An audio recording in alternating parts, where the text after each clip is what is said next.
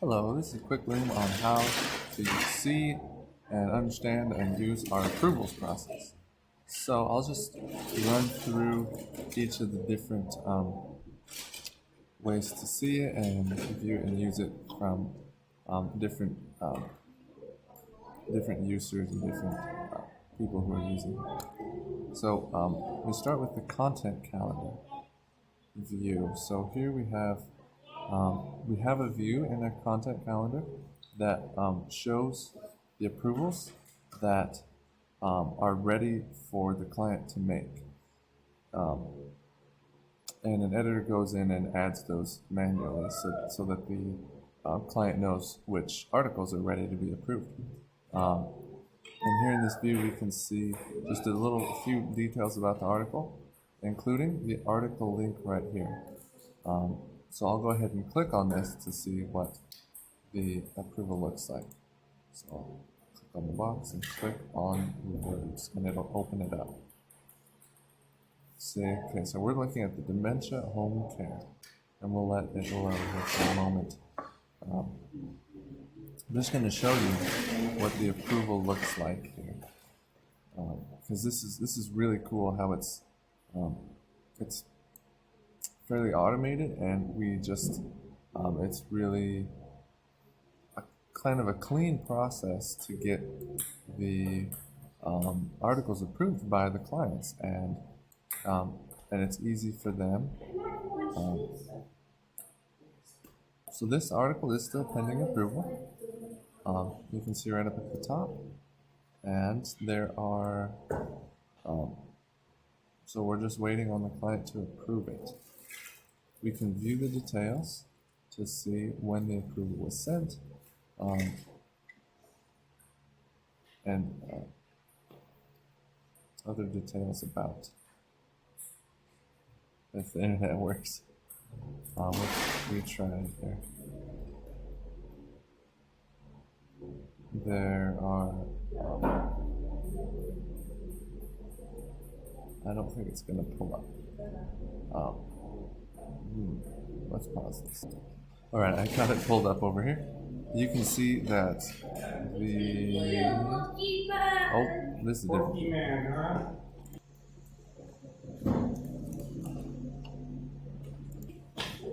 Alright, you can see it pulled up now.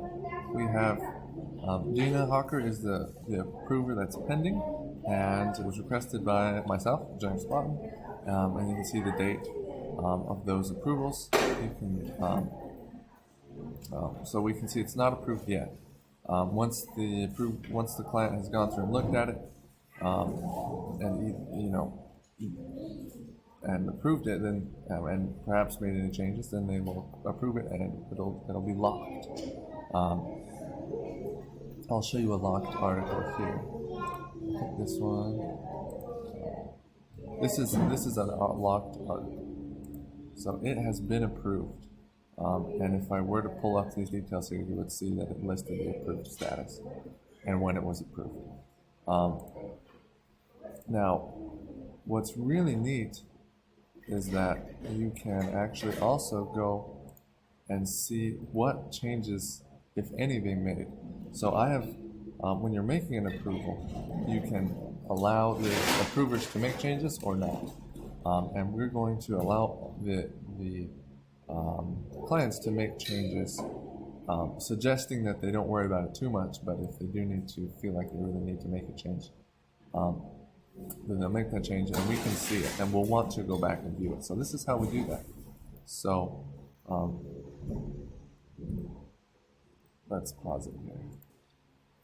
So if you go to File, and you go over here to Version History, you can see Version History, and this will pull up a new view that'll show you the version history. So we can see all of the people who have worked on it, myself, Beth, Aaron, me, Dina, myself. So there's been a lot of different people working on it, but we can click on the different versions and see all of the changes that have been made.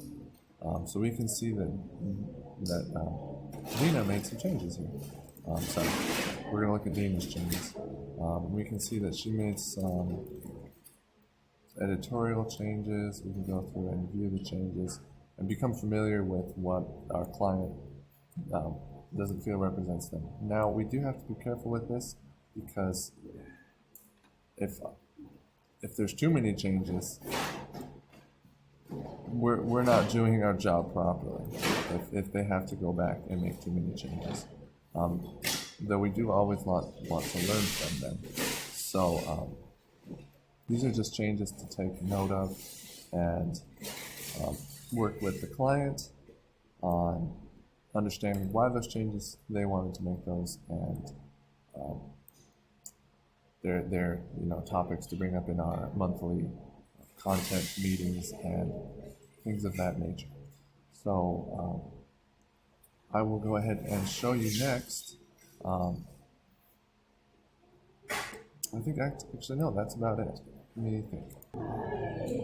So there was one last thing I actually wanted to show you about the approvals. So in Google Drive, the way to see what's approved and what's not is to change the view. So right now I've already changed it to the other layout, but if you go up to the upper right corner of the view up here, you'll see this button that says grid layout. So I'll click on it and it'll bring it back to the grid layout, which is the default. And you can see that it shows the articles and it shows what they look like, but you can't tell which articles have been approved or not. So what you do is you go up here and you just tap and you just click on this to bring out the list layout, and you can see that the articles that have a lock next to it are the ones that have been approved and that they're now locked. Now, when an article is approved and locked, then to change it, an editor has to go in and, for example, I'll open this one up. The editor has to go in, open it up, and it can't immediately start typing. Like there's no way to get my cursor in here. It's gonna take a moment to load still. Now that it's all loaded, you can see there's no way for me to get my cursor in there and start trying to type anything. It is locked. The editor has to go in and unlock the file so no accidental edits can be made after the version is approved, which is really useful. So again, I'll just quick recap of all those resources we have. We have our content calendar that our editors add the articles that are ready for approvals in, and our clients can look through these articles in one simple table, and they get to see this view. Then we have the approval process, which we can add. This is not the approval process, but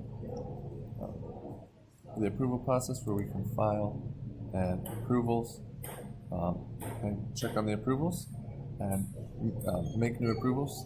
Then we have our version history, so we can see what edits have been made and by whom. And then we have viewing the approved articles in our Google Drive. Thank you.